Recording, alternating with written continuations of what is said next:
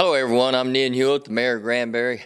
I want to start out first of all by thanking the community and everybody that's been involved, the churches, the school, the county as we worked with them, and some of those elected officials, Glenn Rogers' team, Brian Birdwell's team, even our U.S. Congressman Pfluger, they came together, they reached out to us, making sure that we had everything that we needed in the community to get through this thing.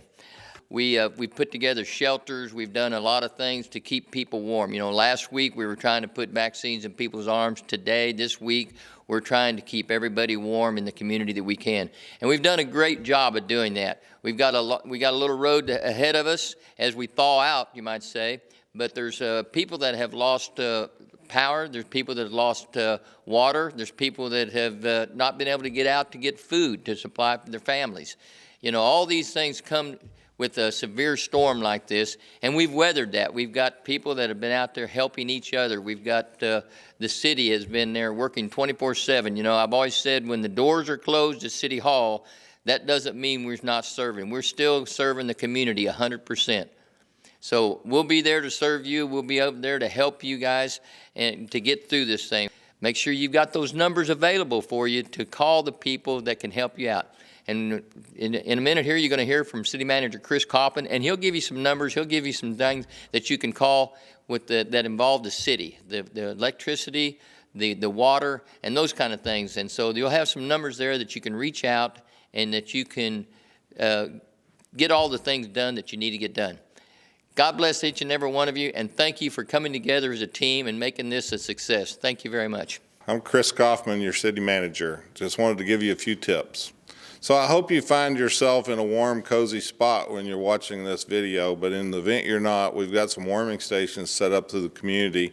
If you have access to your internet through whatever, you can go to granbury.org, scroll down a little bit to the communication section. You'll see news links there that have information on where warming shelters are set up.